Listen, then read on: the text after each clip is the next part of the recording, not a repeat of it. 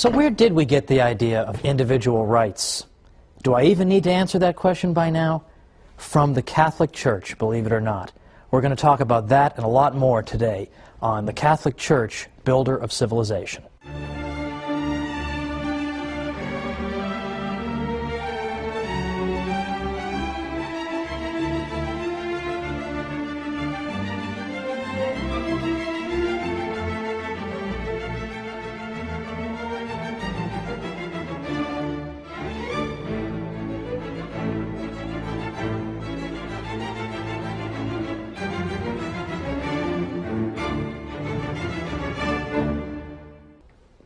Welcome to the Catholic Church, Builder of Civilization. I'm Thomas Woods. In all the episodes up through today, we've been talking about aspects of Western civilization that are indebted to the Catholic Church.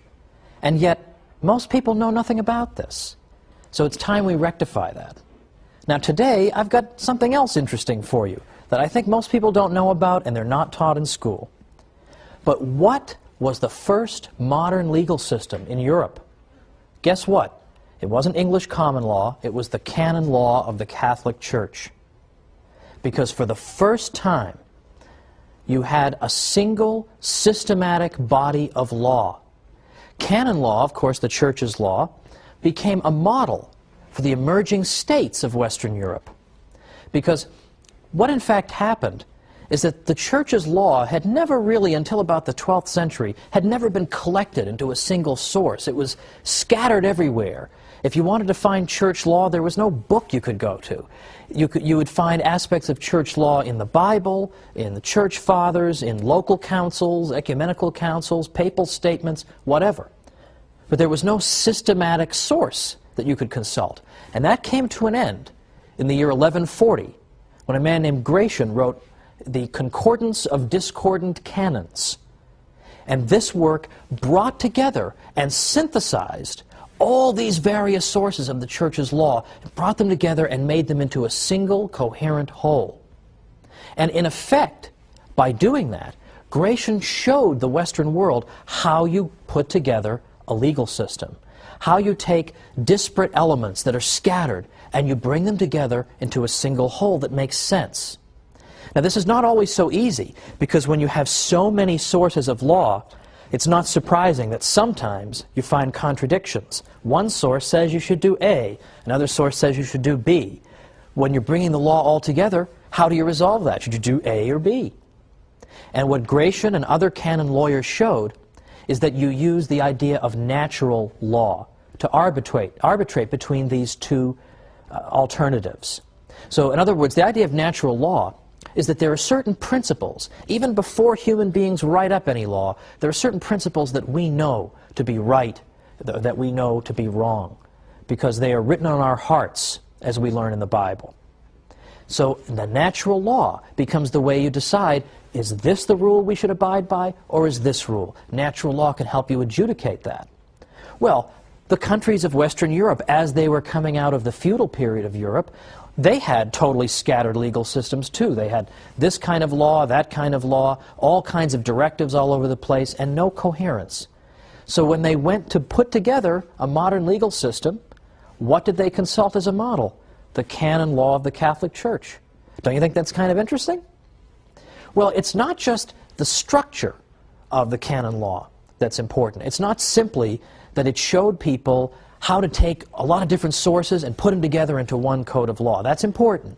But it's also the content of canon law that matters. It's also some of the things that canon law taught rubbed off on law in general. For instance, the Church had jurisdiction over marriage in the Middle Ages, and the canon law of marriage held that a valid marriage involves the free and informed consent of both the man and the woman.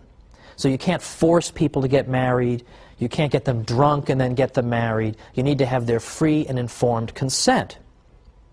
Well, what does that mean?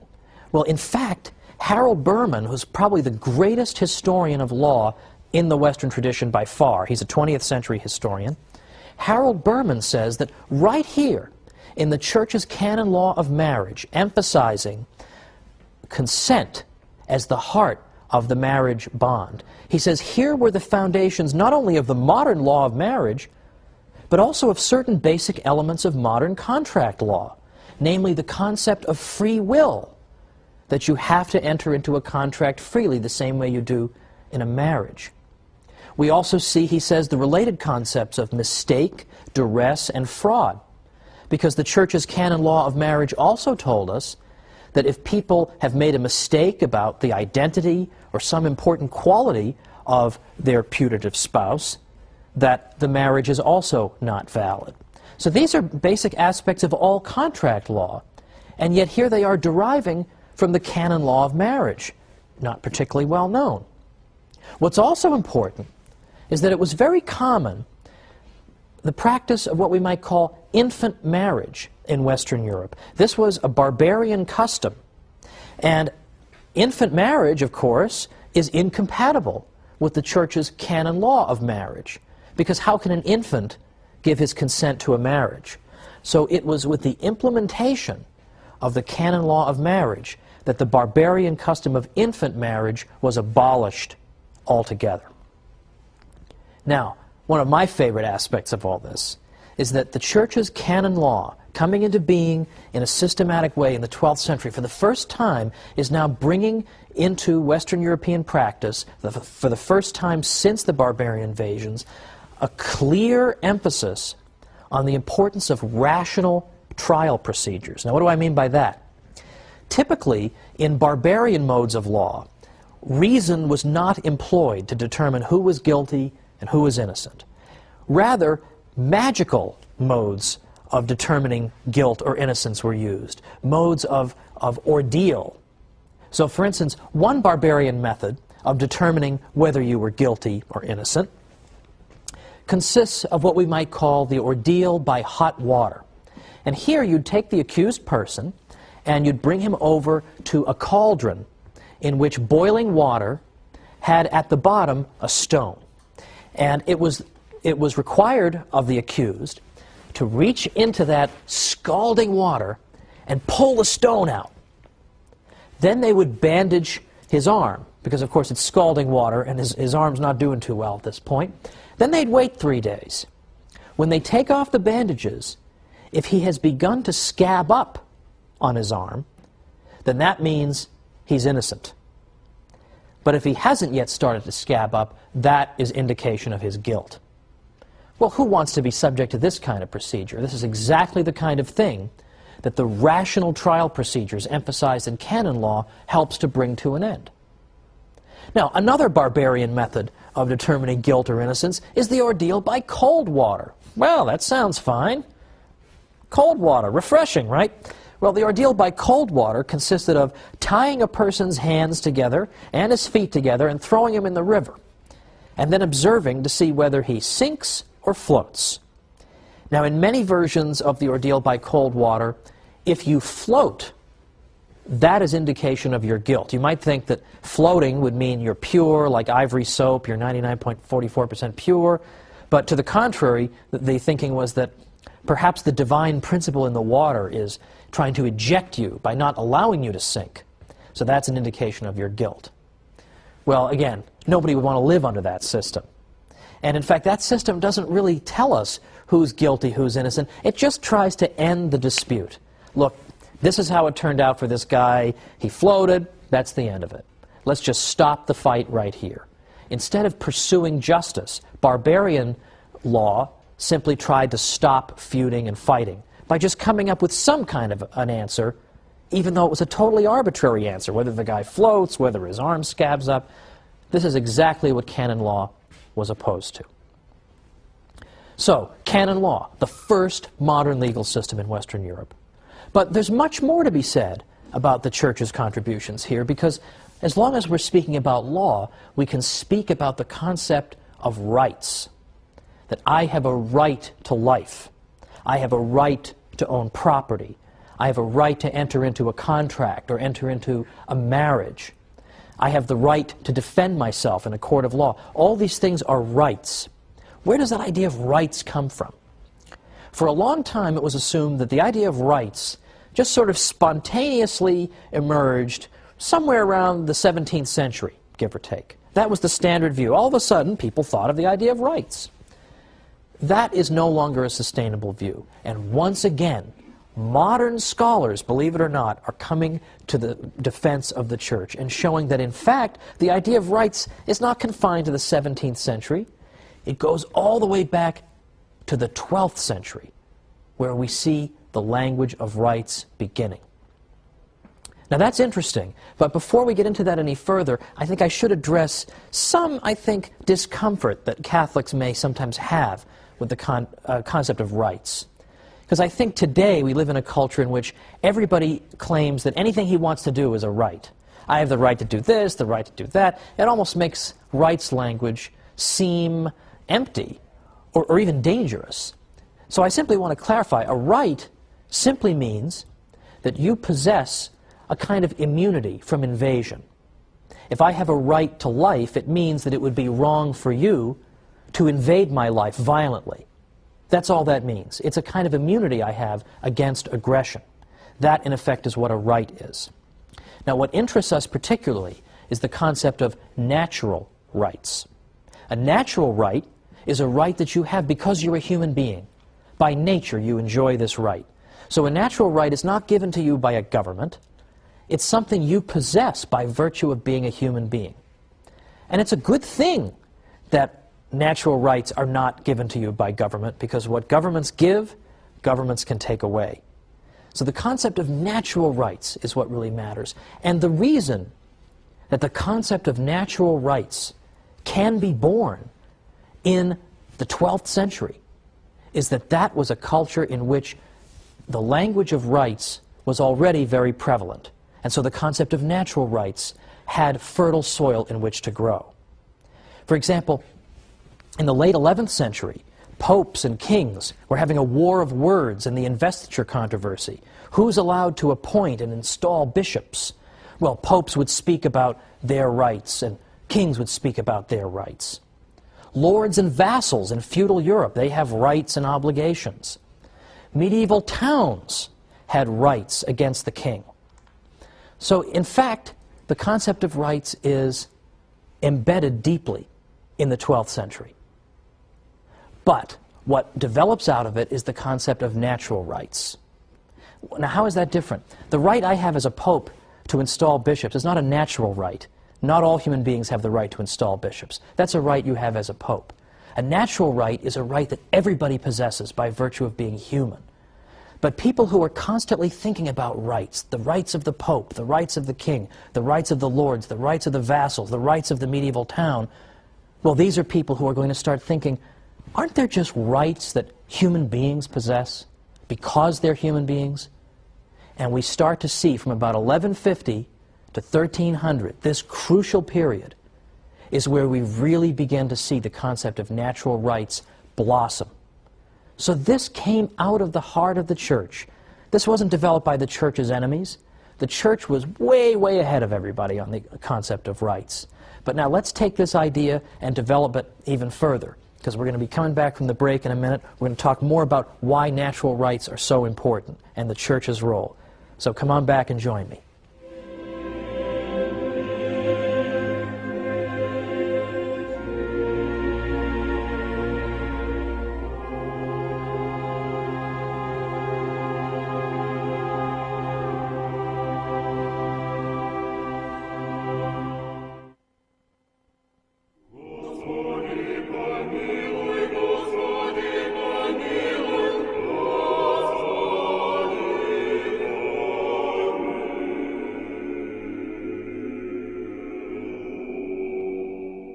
Welcome back to the Catholic Church, builder of civilization. I'm Thomas Woods. Today we're talking about law and rights. And we've seen so far that the Church gave Western Europe its first modern legal system with its canon law. There was nothing like that up to that time. And then beyond that, it's the Church and her canon lawyers, her church lawyers, who begin to introduce the concept of natural rights, which means that human beings, simply because they are human beings, are endowed with certain rights. That is to say, they are endowed with certain immunities so that they cannot be invaded or aggressed against in these areas of their lives.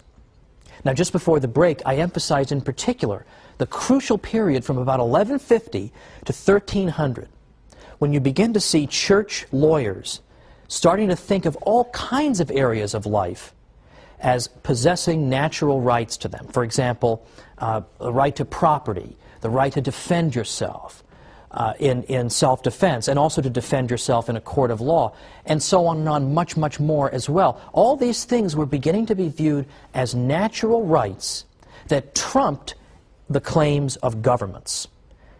In fact, as recently as Pope Leo XIII's encyclical, Rerum Novarum, Pope Leo XIII said that the right to property is sacred and inviolable. And that, in effect, means that nobody's allowed to interfere with your enjoyment of your property.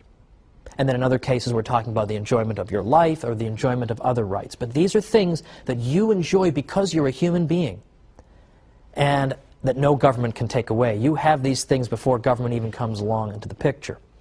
Now, this is a very important idea. It's a central concept in Western civilization.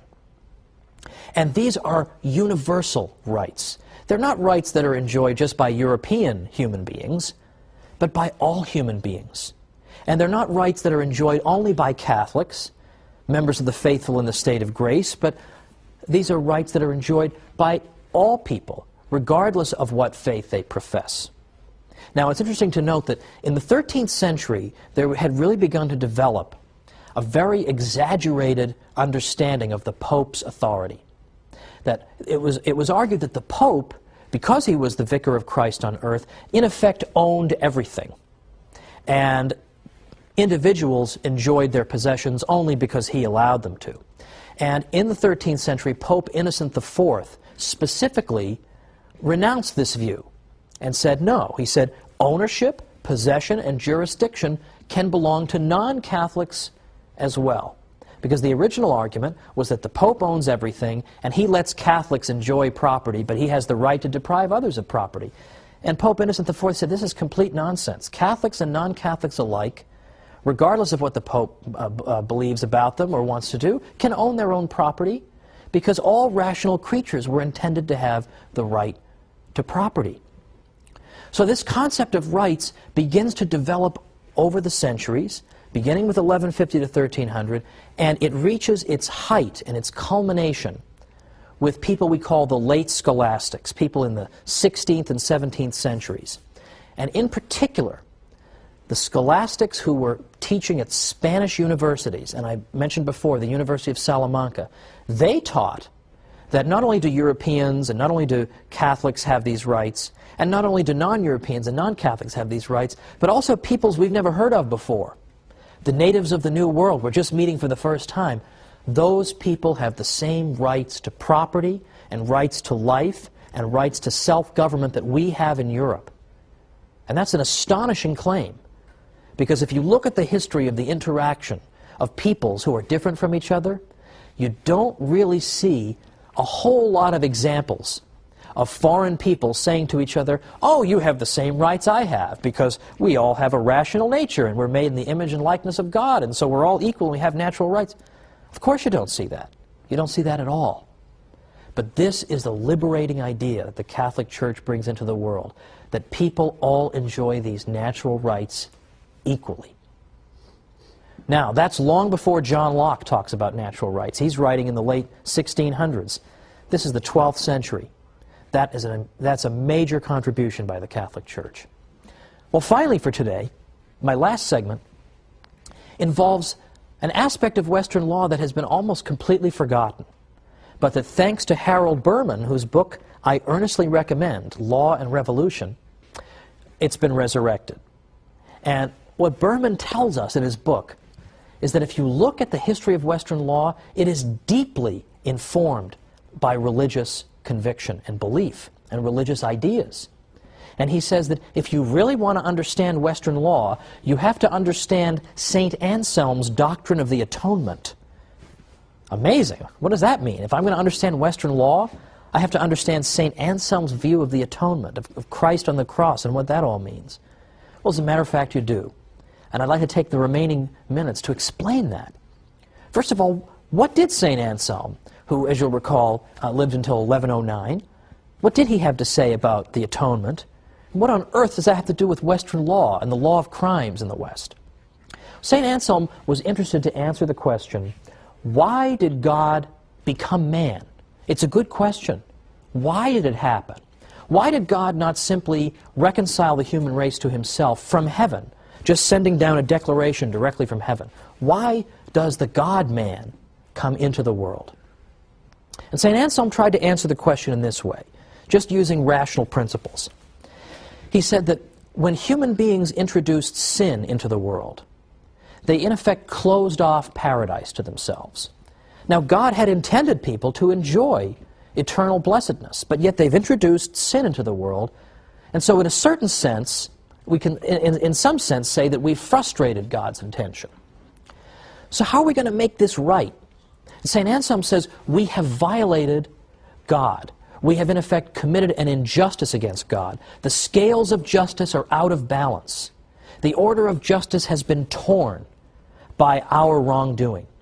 And that needs to be repaired. And it can't be repaired by God just saying something to us from heaven. It has to be really repaired by somebody. We cannot go on.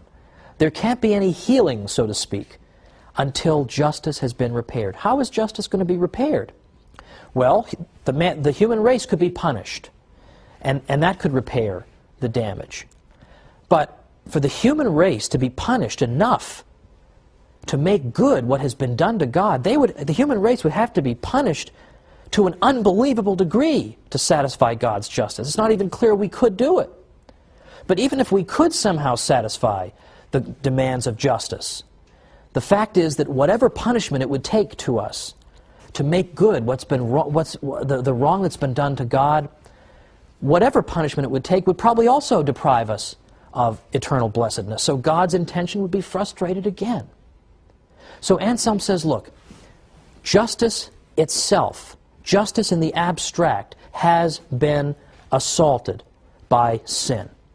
How are we going to fix that? God could fix it by declaring it fixed, but he shouldn't have to do that.